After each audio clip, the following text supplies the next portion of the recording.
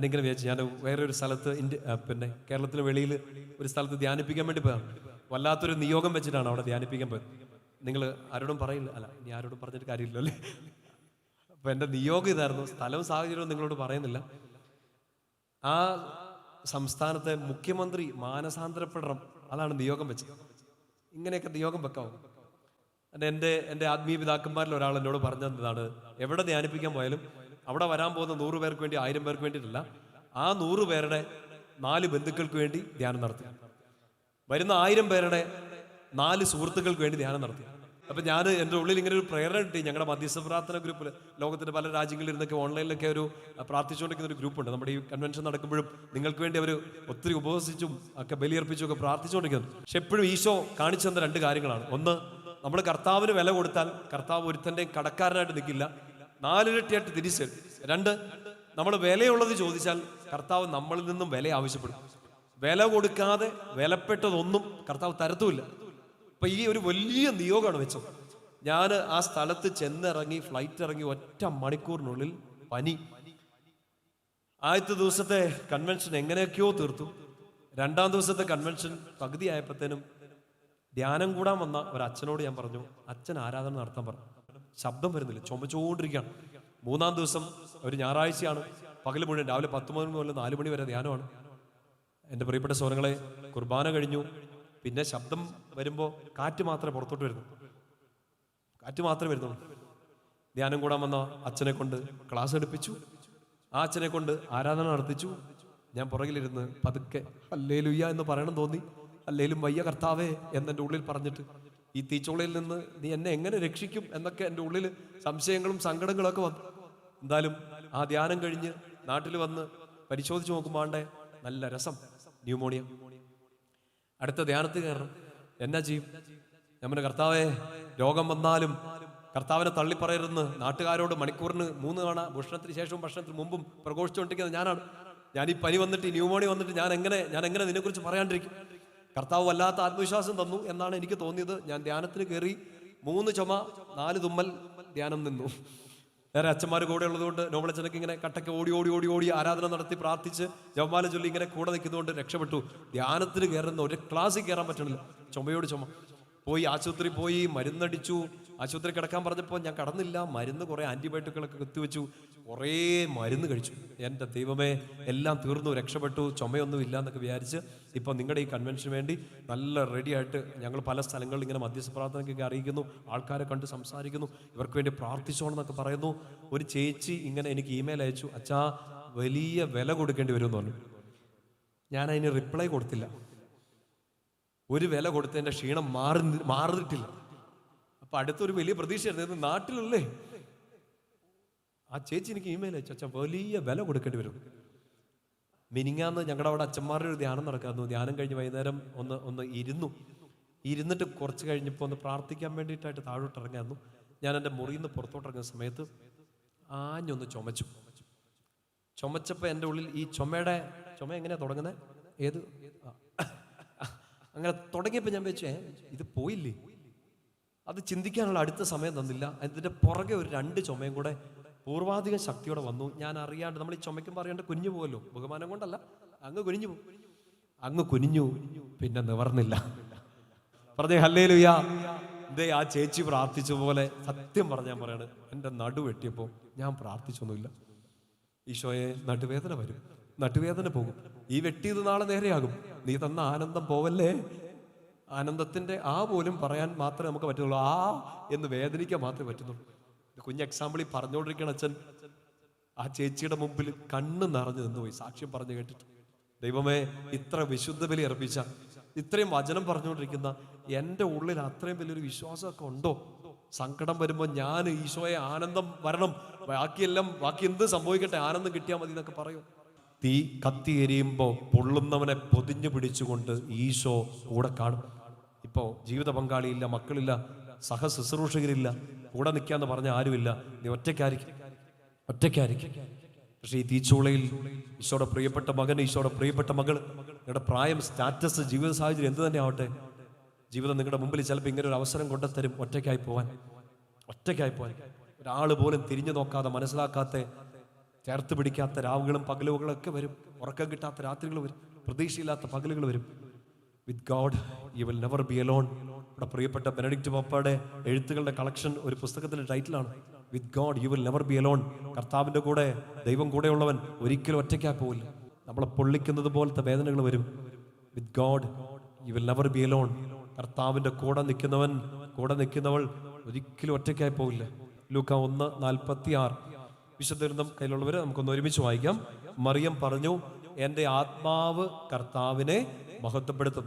നമ്മുടെ ഒരു നോർമൽ ലാംഗ്വേജിൽ, നമ്മുടെ ഒരു സാധാരണ ഭാഷയിൽ പറഞ്ഞാൽ ഞാൻ കർത്താവിന് നന്ദി പറയും.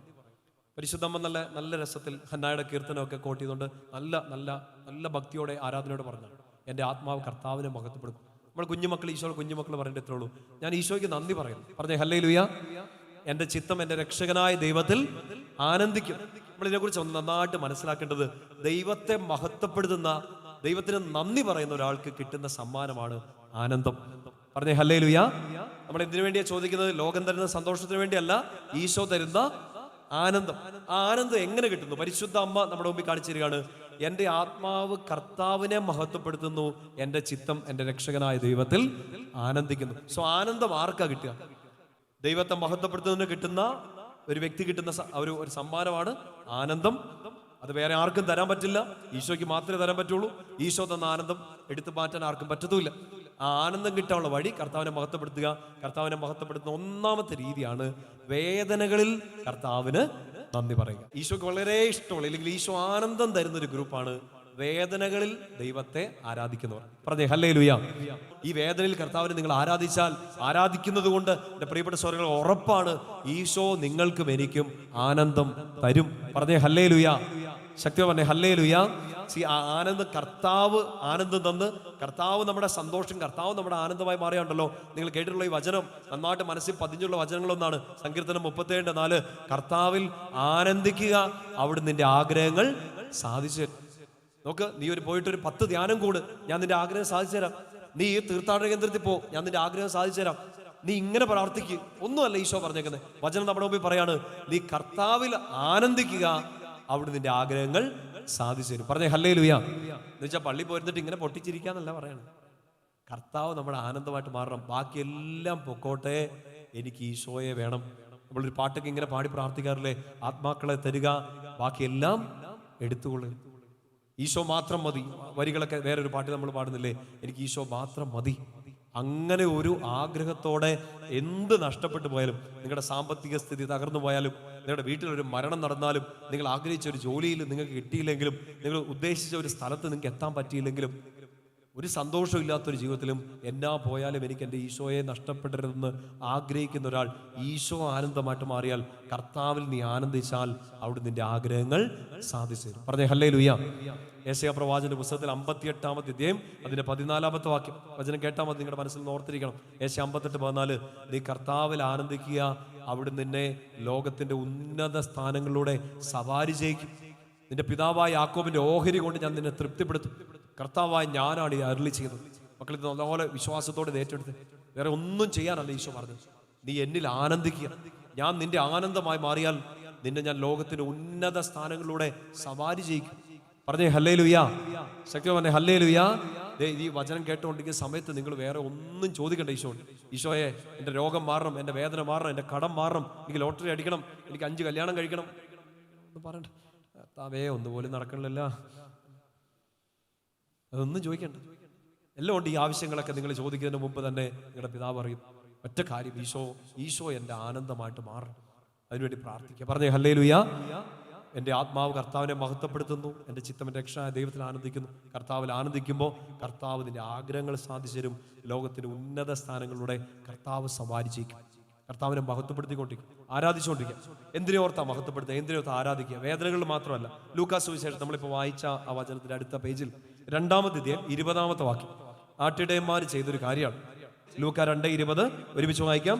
തങ്ങളോട് പറയപ്പെട്ടതുപോലെ കാണുകയും കേൾക്കുകയും ചെയ്ത സകല കാര്യങ്ങളെയും കുറിച്ച് ദൈവത്തെ മഹത്വപ്പെടുത്തിക്കൊണ്ടും സ്തുതിക്കുകയും ചെയ്തുകൊണ്ട് ആ ഇടയന്മാർ അവിടെ നിന്ന് മടങ്ങിപ്പോയി. പറഞ്ഞേ ഹല്ലേലൂയ. ശ്രദ്ധിച്ച് മനസ്സിലാക്കുക. 3 ചെറുപ്പക്കാര് തീച്ചൂളയിൽ അവരുടെ വേദനയിൽ അവർ ദൈവത്തെ മഹത്വപ്പെടുത്തി. ദൈവത്തെ മഹത്വപ്പെടുത്തുന്ന ആൾക്ക് കിട്ടുന്ന സമ്മാനം എന്താന്നാ പറഞ്ഞേ? ആനന്ദം. അപ്പൊ ആദ്യം മഹത്വപ്പെടുത്താൻ പറ്റുന്നത് എങ്ങനെയാണ്? നമുക്ക് ഏറ്റവും കൂടുതലുള്ളത് ചിലപ്പോൾ നമ്മുടെ സങ്കടങ്ങളായിരിക്കും. ആ സങ്കടത്തിൽ 3 ചെറുപ്പക്കാരെ പോലെ ദൈവത്തെ മഹത്വപ്പെടുത്തുക, ആനന്ദം നിറയും. രണ്ടാമത്തെ ഒരു കാര്യം, ഈ ആട്ടിടയന്മാർ നമ്മുടെ മുമ്പിൽ കാണിക്കുകയാണ്. ഒരു സാധാരണ മനുഷ്യൻ, അവരെന്നാ ചെയ്തേ? ദൂതന്റെ വാക്ക് കേട്ടു, പോയി കണ്ടു. കണ്ടിട്ട് ആ വാക്ക് നല്ലപോലെ ശ്രദ്ധിക്കണം. ആ 2 വാക്കുകൾ, അവർ കണ്ടതിനെയും കേട്ടതിനെയും കുറിച്ച്, സകലത്തെയും കുറിച്ച് അവർ ദൈവത്തെ മഹത്വപ്പെടുത്തി. പറഞ്ഞേ ഹല്ലേലൂയ. അപ്പൊ നമ്മൾ ചെയ്യേണ്ട രണ്ടാമത്തെ കാര്യമാണ് കണ്ടതിന് കേട്ടത് എന്ന് വെച്ചാൽ, അപ്പുറത്തെ ഒരാളുടെ കുറ്റം കേട്ടു, കർത്താവേ നിനക്ക് മഹത്വം, അവരെ കുറിച്ച് ഒരു 4 കുറ്റം കൂടെ കേൾക്കാൻ കൃപ തരണമേ. അങ്ങനെ കണ്ടതും കേട്ടതല്ല. എന്ന് വെച്ചാൽ നമ്മുടെ ഈ കുഞ്ഞു ജീവിതത്തിൽ ചിലപ്പോൾ ഈ 3 ചെറുപ്പക്കാരെ പോലെ ആയിരിക്കും, അല്ലെങ്കിൽ ഈ ആട്ടിടയന്മാരെ പോലെ ആയിരിക്കും. ഒരു വലിയ സങ്കടത്തിലൊക്കെ നിൽക്കായിരിക്കും, ദാരിദ്ര്യത്തിൽ നിൽക്കായിരിക്കും. നിങ്ങളുടെ ജീവിതത്തിൽ ഇതുവരെ നിങ്ങൾ കണ്ടത്, നിങ്ങൾ ഇതുവരെ കർത്താവിനെ കുറിച്ച് കേട്ടത്, ഇതുവരെ കർത്താവ് നിങ്ങളുടെ ജീവിതത്തിൽ ഇടപെട്ട എല്ലാ കാര്യത്തിനും കർത്താവിന് നന്ദി പറയുക. സങ്കീർത്തനം 103-ന്റെ 1-2 വചനങ്ങൾ ഇങ്ങനെയാണ്: എൻ്റെ ആത്മാവെ കർത്താവിനെ മഹത്വപ്പെടുത്തുക, അവിടുന്ന് തന്ന അനുഗ്രഹം ഒന്നും മറക്കരുത്, ഒന്നും മറക്കരുത്. ശരി, നിങ്ങളിപ്പോൾ ഈ ഒരു ധ്യാനം കൂടുമ്പോൾ, ഈ കൺവെൻഷൻ കൂടുമ്പോൾ ചിലപ്പോൾ നിങ്ങളുടെ ഉള്ളിൽ ഒരു നിയോഗം ഉണ്ടാവും. ഈശോയെ ഈ ഒരു 4 ദിവസം വചനം കേൾക്കുമ്പോൾ ഇങ്ങനെ ഒരു നിയോഗം ഞാൻ വെക്കുകയാണ്, എൻ്റെ ഒരു വ്യക്തിപരമായ നിയോഗം, ഇത് സാധിച്ചു തരണേ. എൻ്റെ പ്രിയപ്പെട്ട സ്വരങ്ങൾ അങ്ങനെ പ്രാർത്ഥിക്കാതെ അച്ഛൻ നിങ്ങളോട് പറയട്ടെ, അങ്ങനെ പ്രാർത്ഥിക്കുന്നത് തെറ്റൊന്നുമില്ല. നിങ്ങൾ നിങ്ങളുടെ പിതാവിനോട്, ഈശോയോട് എല്ലാം പറഞ്ഞ് പ്രാർത്ഥിക്കണം. നിങ്ങളുടെ ആവശ്യങ്ങൾ പറയണം, നിങ്ങളുടെ ആത്മീയ ഭൗതികമായ ആവശ്യങ്ങളെല്ലാം പറയണം. പക്ഷെ അതിനു മുമ്പ് ചെയ്യേണ്ട ഒരു കാര്യമാണ്, ഇതുവരെ ഈശോ തന്നതിനെല്ലാം നന്ദി പറയും. പറഞ്ഞേ ഹല്ലേലൂയ. അച്ഛനിപ്പോൾ പ്രാർത്ഥിക്കണം, എൻ്റെ ഈശോയെ എൻ്റെ നടുവേദന മാറ്റി തരണേ. നല്ല നിയോഗമല്ലേ? ആന്ന് പറ, നിങ്ങൾക്ക് എന്നോട് സ്നേഹമില്ലെന്ന് തോന്നില്ല അല്ലേ? ഈശോ ഈ വേദന ഒന്ന് മാറ്റി തരണം, എൻ്റെ ഒരു ആവശ്യമാണ്. അത് ചോദിക്കുന്നതിന് തെറ്റുണ്ടോ? ഇല്ല. നിങ്ങൾക്കൊരു 10 ലക്ഷം രൂപ കടമുണ്ട്, അത് മാറണം. ഞാൻ പറയത്തില്ല നിങ്ങളോട് ചോദിക്കേണ്ടത്, കാരണം 100 രൂപ പോലും കടമില്ലാത്ത ഞാൻ നിങ്ങളോട് പറഞ്ഞിട്ട് കാര്യമില്ല. നിങ്ങൾക്കൊരു 10 ലക്ഷം രൂപ കടമാണ്. നിങ്ങൾ ചിലപ്പോൾ ഈ ഒരു കൺവെൻഷൻ കുടുംബത്തിന് അതായിരിക്കും ഒരു നിയോഗം വെക്കുക, കർത്താവ് എനിക്ക് എങ്ങനെയെങ്കിലും ഒന്ന് മാറിക്കിട്ടും. പക്ഷെ എൻ്റെ പ്രിയപ്പെട്ട സഹോദരങ്ങൾ, ഇതൊരു ആത്മീയ ദൂത് പോലെ എടുത്തേ. നിങ്ങൾ നിയോഗങ്ങളെ സമർപ്പിക്കുന്നതിനെക്കാട്ടും പെട്ടെന്ന് ഈശോ നിങ്ങൾക്ക് ഉത്തരം തരാൻ പോകുന്നത് നിങ്ങൾ നന്ദി പറയുന്ന കാര്യങ്ങൾക്കാണ്. ഇത് മനസ്സിലോട്ട് എടുത്തു, ഇത് വിശ്വാസത്തോടെ ഹൃദയത്തിലോട്ട് ഏറ്റു. നിങ്ങൾ ചോദിക്കുന്നതിനെക്കാട്ട് കൂടുതൽ നിങ്ങളെ അനുഗ്രഹിക്കാൻ പോകുന്നത് നിങ്ങൾ നന്ദി പറയുന്ന മേഖലകൾക്കാണ്. പറഞ്ഞേ ഹല്ലേലൂയ. 10 കുഷ്ഠരോഗികളല്ലേ സുഖപ്പെട്ടത്, ബാക്കി 9 പേർ എവിടെ? കൃതജ്ഞതയാണ് കർത്താവിന് സ്വീകാര്യമായ ബലി. യാചനയല്ല, നിയോഗങ്ങളല്ല. കർത്താവിന് സ്വീകാര്യമായ ബലി എന്താണ്? കർത്താവിന് നന്ദി പറയുന്നതാണ്. ഇപ്പൊ നിങ്ങൾ ഞാൻ ഈ പറയുന്ന ഉദാഹരണം നന്നായിട്ട് മനസ്സിലാക്കുക. എനിക്കൊരു 10 ലക്ഷം രൂപയുടെ കടമുണ്ട്, അത് ചോദിക്കണം. ചോദിക്കുന്നതിന് മുമ്പ് നിങ്ങൾ ഈശോയ്ക്ക് നന്ദി പറയണം. കർത്താവേ, ഇതെന്റെ ജീവിതത്തിലെ ആദ്യത്തെ കടമല്ല, ഇതിനു മുമ്പുള്ള സകല കടങ്ങളും നീക്കി തന്നതിന്, അതിനെ അതിജീവിക്കാൻ എനിക്ക് ആരോഗ്യവും ബുദ്ധിയും നല്ല തീരുമാനങ്ങൾ എടുക്കാൻ എന്നെ സഹായിക്കാൻ ആളുകൾ കൂടെ നിന്നതിന്, എനിക്ക് പഴയ കടങ്ങളെല്ലാം തീർക്കാൻ പറ്റിയതിന് എല്ലാം എണ്ണി കർത്താവിന് നന്ദി പറയുക. പറഞ്ഞേ ഹല്ലേലൂയ. എന്നുവെച്ചാൽ ഇപ്പം ഈ നടുവേദന മാറാൻ, ഇപ്പം ഈ മുട്ടുവേദന മാറാനല്ല പ്രാർത്ഥിക്കേണ്ടത്. കർത്താവേ, ഇതിനു മുമ്പും എനിക്ക് മുട്ടുവേദന വന്നിട്ടുണ്ട്, ഇതിനു മുമ്പ് എനിക്ക് നടുവേദന വന്നിട്ടുണ്ട്, അന്നൊക്കെ എന്നെ രക്ഷിച്ചതിന് ഞാൻ നിനക്ക് നന്ദി പറയുന്നു. ഹല്ലേലൂയ. ശക്തി പറഞ്ഞേ ഹല്ലേലൂയ. ഒരു നന്ദിയില്ലാത്തവരാണല്ലോ നിങ്ങൾ. ഉറക്കെ പറഞ്ഞേ ഹല്ലേലൂയ. ഇല്ലേ? അത് പ്രാർത്ഥിച്ചോളൂ, അതാണ് പ്രാർത്ഥന. ഈശോ അത് തരണേ ഇത് തരണേ എന്നൊന്നുമല്ല, പ്രാണനോടെ ഈ പ്രാണനായ ഈശോയോട് എല്ലാം പറയുന്നത് എങ്ങനെയാണെന്നറിയോ? കർത്താവേ, എനിക്കിപ്പോൾ ഒന്നും ഇല്ലാത്ത അവസ്ഥയാണ്, പക്ഷേ ഇതിനു മുമ്പും ഒന്നുമില്ലാതെ വട്ടപ്പൂച്ചയായിട്ട് നിന്ന എന്നെ നീ പൊക്കിയെടുത്തിട്ടുണ്ട്, എല്ലാത്തിനും ഞാൻ നന്ദി പറയുന്നു. ഇപ്പൊ ഈ വലിയ കടം, ഇപ്പൊ വലിയ രോഗം, ഇപ്പൊ വലിയ ബുദ്ധിമുട്ട്, ഇതാദ്യത്തെ അല്ല. ഇതിനു മുമ്പും എനിക്ക് സങ്കടങ്ങളും വേദനകളും ഉണ്ടായിട്ടുണ്ട്. അതിൽ നിന്നെല്ലാം എന്നെ കൈപിടിച്ചതിന് ഞാൻ നിനക്ക് നന്ദി പറയുന്നു. ഹല്ലേലൂയ. ശക്തിയോട് പറഞ്ഞേ ഹല്ലേലൂയ. വലതുവർത്തി ശക്തിയോട് പറഞ്ഞേ ഹല്ലേലൂയ. പൗലോസ്ലീഹ എഴുതിയൊരു സുന്ദരമായ വചനമാണ് 2 കൊരിന്തോസ് 1 അതിന്റെ 10-ാമത്തെ വാക്യം. വചനം ഒന്ന് എടുക്കാം.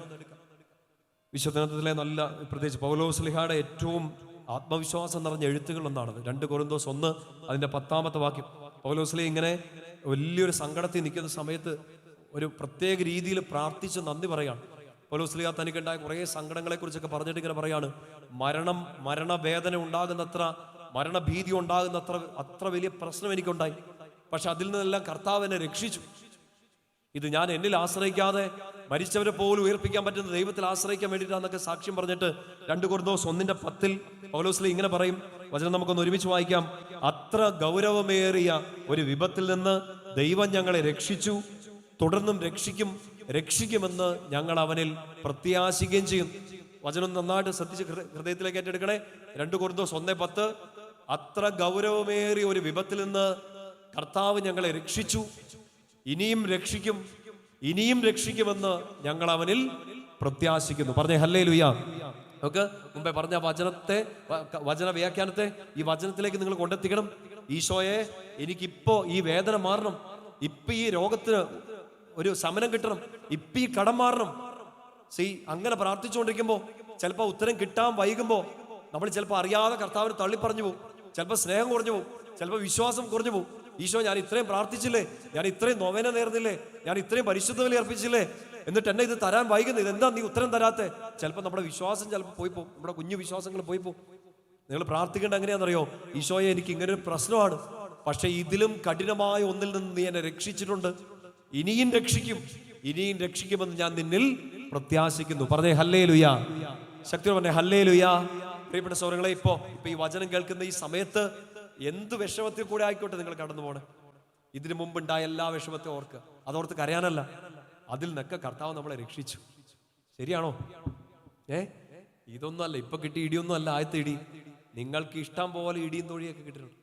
വിഷമം വരാത്ത, സങ്കടം വരാത്ത, ഒറ്റയ്ക്കിരുന്ന് പൊട്ടിക്കരയാത്ത ആരാ ഇവിടെ ഇന്ന് വചനം കേൾക്കുന്നത്? ടെൻഷൻ അടിക്കാത്ത, ചങ്കു പൊട്ടാത്ത, പേടിക്കാത്ത ആരോ ഉള്ള? ഒറ്റപ്പെട്ടു പോകാത്ത ആരോ ഉള്ള? ഇതിനകത്ത് നമ്മുടെ പ്രിയപ്പെട്ട ബെനഡിക്റ്റ് പാപ്പ പറയുന്ന ഒരു കാര്യമാണ്, ജീവിതത്തിൽ ഒരു മനുഷ്യൻ അവൻ എങ്ങനെ ജീവിച്ചാലും അവന് രണ്ട് സങ്കടം ഉണ്ടാവും. ഒന്ന് ഒറ്റപ്പെടല്, ഒറ്റയ്ക്കായി പോവും, മിണ്ടാനും ആരുമില്ല. മരണത്തിന്റെ സമയത്ത് അത് ഏറ്റവും കാഠിന്യമായിട്ട് അനുഭവിക്കും. നമ്മളോട് മിണ്ടാൻ ആരുമില്ല മരിക്കുന്ന സമയത്ത്. നിങ്ങളോട് ആരെങ്കിലും മിണ്ടോന്ന് എനിക്ക് അറിഞ്ഞൂടാ. വികാരിച്ചൻ മാത്രം വന്ന് നുണ പറയും. നിങ്ങളുടെ ഡെഡ് ബോഡിയെ നോക്കിയിട്ട്, ചേട്ടൻ കരിങ്കല്ലായിരുന്നു, ചേച്ചി വലിയ പവിഴമായിരുന്നു, വെറുതെ നുണ പറയുന്നതാണ്. അച്ഛനും നിങ്ങളെ കുറിച്ച് മോശമായിട്ടൊന്നും പറയില്ല. നിങ്ങളത് കേൾക്കുന്നില്ല. സംസാരിക്കാൻ ആരുമില്ല, കേൾക്കാൻ ആരുമില്ല, കൂടെ പോകാൻ ആരുമില്ല.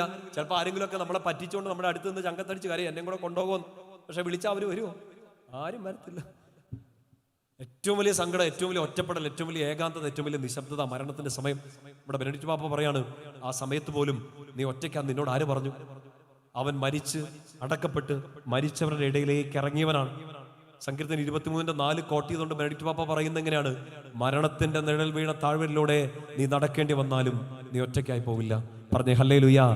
With God he will never be alone. കർത്താവ് കൂടെയുള്ളവൻ ഒരിക്കലും ഒറ്റയ്ക്കായി പോവില്ല. മരണം പോലെ ഏകാന്തത വന്നാൽ, മരണം പോലെ, മരണത്തെക്കാൾ മൂർച്ചയേറിയ രീതിയിൽ മനുഷ്യർ നിങ്ങളെ ഒറ്റപ്പെടുത്തിയാൽ, മരണത്തെ പോലെ, മരണം ഒറ്റത്തവണ വരുന്നുള്ളൂ, പക്ഷേ മരണം പോലെ അല്ല, 1000 തവണ ഈ നിശബ്ദതയും തിരിഞ്ഞു നോക്കാത്ത അവസ്ഥയും അവഗണനയും ഒക്കെ നിങ്ങളെ വന്ന് കുത്തിയാലും, നിങ്ങൾ ഒറ്റപ്പെട്ടു പോയി എന്ന് തോന്നിപ്പോയാലും, with God you will never be alone. നീ കർത്താവിന്റെ കൂടെയാണെങ്കിൽ നീ ഒരിക്കലും ഒറ്റയ്ക്കായി പോവാൻ കർത്താവ് സമ്മതിക്കില്ല. പറഞ്ഞേ ഹല്ലേലൂയ.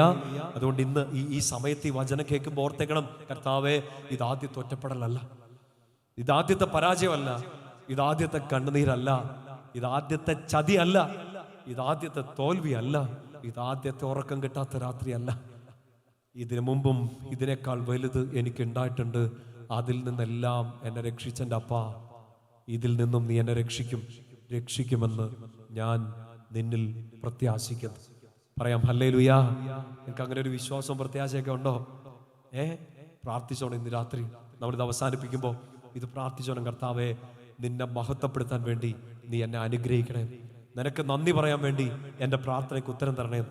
ഈശോയ്ക്ക് ഭയങ്കര ഇഷ്ടമുള്ളൊരു കാര്യമാണ് നന്ദി പറഞ്ഞാൽ. അതുകൊണ്ട് നിങ്ങൾ നന്ദി പറയാൻ തീരുമാനിച്ചാൽ, നിങ്ങൾ കർത്താവിനെ മഹത്വപ്പെടുത്താൻ തീരുമാനിച്ചാൽ, ഈ പ്രാർത്ഥിച്ചുകൊണ്ടിരിക്കുന്ന കാര്യത്തിന്റെ മേൽ കർത്താവ് ഇടപെടും. പലതരത്തി പറഞ്ഞേ ഹല്ലേലൂയ. ശക്തി പറഞ്ഞേ ഹല്ലേലൂയ. ഈശോ പറഞ്ഞൊരു സുന്ദരമായ പ്രാർത്ഥന പറഞ്ഞ് നമ്മളിത് അവസാനിപ്പിക്കാം. ഈ ഈശോ പഠിപ്പിച്ച പ്രാർത്ഥന നമുക്കറിയാലോ, സ്വർഗ്ഗസ്ഥനായ ഞങ്ങളുടെ പിതാവേ. പക്ഷെ നിങ്ങൾ ശ്രദ്ധിച്ചിട്ടുണ്ടോ? വിശുദ്ധ ഗ്രന്ഥത്തിൽ ഈശോ പ്രാർത്ഥിക്കുന്നു, നിങ്ങൾ ശ്രദ്ധിച്ചിട്ടുണ്ടല്ലോ? മലമുകളിൽ പോകുന്നു, ഒറ്റയ്ക്കിരുന്ന് പ്രാർത്ഥിക്കുന്നു, പല രീതിയിൽ പ്രാർത്ഥിക്കുന്നു. ഈശോ ഇങ്ങനെ ശിഷ്യന്മാർക്ക് വേണ്ടി പ്രാർത്ഥിക്കുന്ന നമ്മൾ കാണുന്നുണ്ട്. ശ്രദ്ധിച്ച് കേൾക്കണം.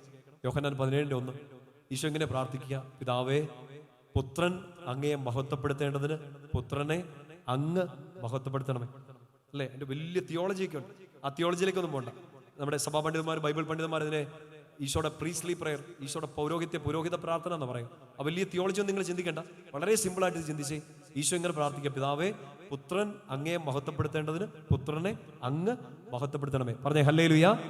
എന്നിട്ട് പറഞ്ഞേ: പിതാവേ, പുത്രൻ അങ്ങയെ മഹത്വപ്പെടുത്തേണ്ടതിന് പുത്രനെ അങ്ങ് മഹത്വപ്പെടുത്തണമേ. ഞാൻ മുമ്പേ പറഞ്ഞ പോലെ ഞാൻ ചില കാര്യങ്ങളൊക്കെ അസാധ്യമെന്ന് തോന്നിപ്പോയ ചില കാര്യങ്ങൾ എൻ്റെ മുമ്പിൽ ഇങ്ങനെ ഒരു വെള്ളി വെളിച്ചം പോലെ തുറന്നു കിട്ടിയ ഒരു പ്രാർത്ഥനകളൊന്നാണ്. ചെറിയ കുട്ടൻസൊക്കെ ഉപയോഗിച്ച് നിഷ്കളങ്കമായ പ്രാർത്ഥന കർത്താവ് കേൾക്കുന്ന അറിയത്തില്ലേ? ഒരു അമ്മുക്കുട്ടി, ഒരു അപ്പുക്കുട്ടൻ. അപ്പൊ അമ്മുക്കുട്ടി ഇങ്ങനെ പ്രാർത്ഥിക്കണ്ടേ? ശ്രദ്ധിച്ച് കേൾക്കണേ. അത് സിമ്പിളായിട്ട് എടുക്കരുത്. നിഷ്കളങ്കമായ പ്രാർത്ഥന ഈശോ കേൾക്കും. അമ്മുക്കുട്ടിക്ക് ഒരു ആവശ്യമുണ്ട്. അമ്മുക്കുട്ടി ഇങ്ങനെ പ്രാർത്ഥിക്കണം. അമ്മുക്കുട്ടി ഈശോയെ മഹത്വപ്പെടുത്തേണ്ടതിന് അമ്മുക്കുട്ടിയെ ഈശോയെ അങ്ങ് മഹത്വപ്പെടുത്തണമേ. അപ്പുക്കുട്ടൻ എങ്ങനെ പ്രാർത്ഥിക്കും? അപ്പുക്കുട്ടൻ ഈശോയെ മഹത്വപ്പെടുത്തേണ്ടതിന് അപ്പുക്കുട്ടനെ ഈശോയെ അങ്ങ് മഹത്വപ്പെടുത്തണമേ. ഇതൊരു വലിയ തിയോളജി ആയിട്ട് തോന്നണ്ട, ഒരു സംഭവം പറഞ്ഞോട്ടെ. നിങ്ങൾ മടുത്തിട്ടില്ലാത്തതുകൊണ്ട് നിങ്ങളോട് പറയാം. ഇതിന് ഒരു രണ്ട് വർഷമായെന്നാണ് എൻ്റെ ഓർമ്മ. ഞങ്ങളുടെ ധ്യാനകേന്ദ്രത്തിൽ ഒരു പയ്യൻ ഇങ്ങനെ സാക്ഷ്യം പറഞ്ഞു. ധ്യാനം കൂടിയതല്ല, അവന് വൺ ഡേ കൺവെൻഷൻ ഒക്കെ കൂടി അവൻ്റെ ഫാമിലിയൊക്കെ വന്ന് കൂടി. അപ്പോൾ ഇവർ കുറേ നാളായിട്ട് ഇങ്ങനെ പ്രാർത്ഥിക്കുകയാണ്. പൈസയൊക്കെ ഉണ്ട്, പക്ഷേ ഒരു വീട് പണിയാൻ പറ്റുന്ന ഒരു സാഹചര്യം വരുന്നില്ല, പല പല തടസ്സങ്ങളാണ്. അപ്പോൾ ഈ അപ്പനും അമ്മയും ഇങ്ങനെ പ്രാർത്ഥിച്ചുകൊണ്ടിരിക്കുക. കുറേ നാളുകളായിട്ട് പ്രാർത്ഥിക്കുന്നു, പല സ്ഥലങ്ങളിൽ പോയിട്ടൊക്കെ പ്രാർത്ഥിക്കുന്നു. ഞങ്ങളുടെ ധ്യാനകേന്ദ്രത്തിൽ വന്നു. എന്നോടും എൻ്റെ മനസ്സിലതില്ലായിരുന്നു, പറഞ്ഞു. ഞാൻ കുറേ ആൾക്കാർ കണ്ടതിൻ്റെ ഇടയ്ക്ക് ചിലപ്പോൾ ഞാൻ മറന്നുപോയതായിരിക്കാം, കാരണം ഇത് സംഭവിച്ചു കഴിഞ്ഞിട്ടാണ് ഇവർ എന്നോട് വന്നിട്ട് സാക്ഷ്യം പറയുന്നത്.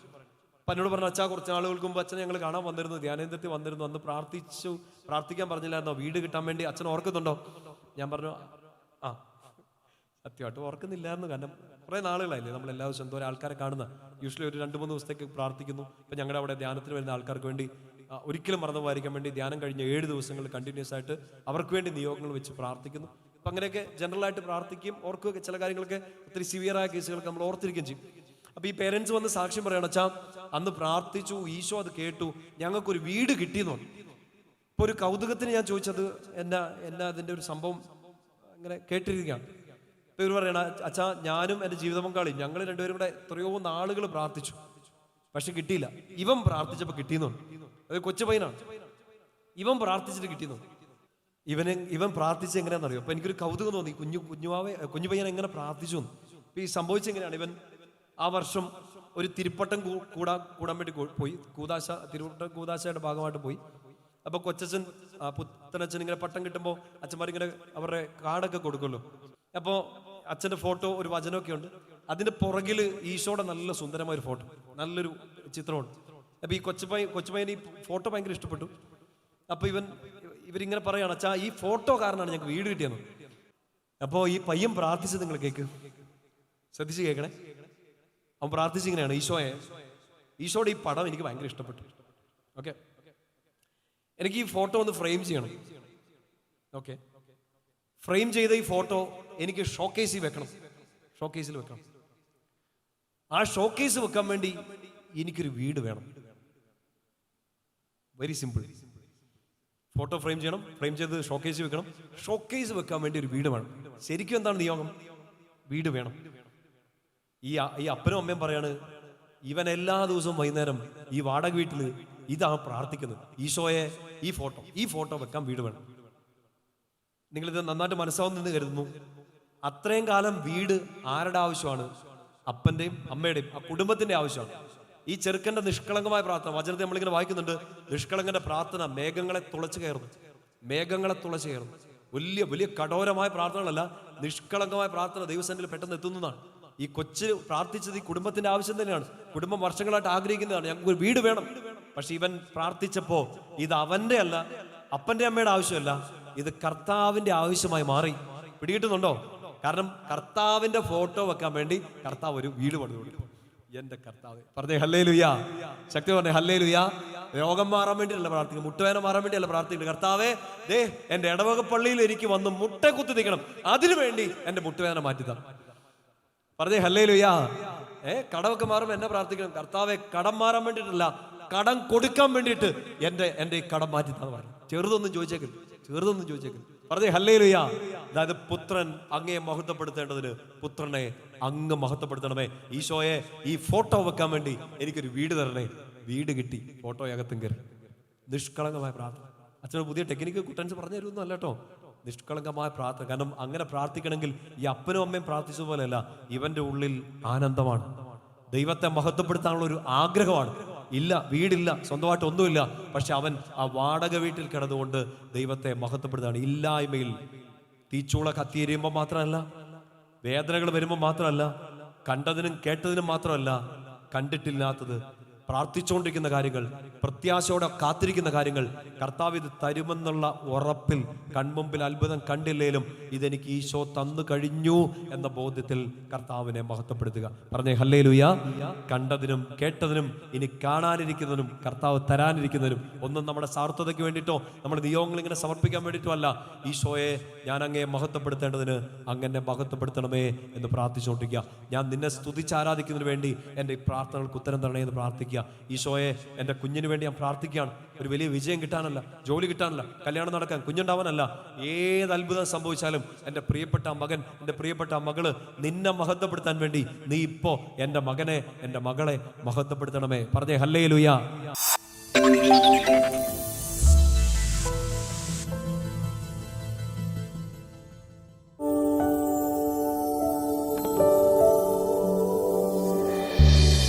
മറിയത്തെ സ്നേഹിക്കുകയും ജപമാല ചൊല്ലി പ്രാർത്ഥിക്കുകയും ചെയ്യുക. കാരണം അവളുടെ ജപമാലയാണ് ഇന്നത്തെ ലോകത്തിലെ തിന്മയ്ക്കെതിരായ ആയുധം. വിശുദ്ധ പാദ്രെ പിയോ.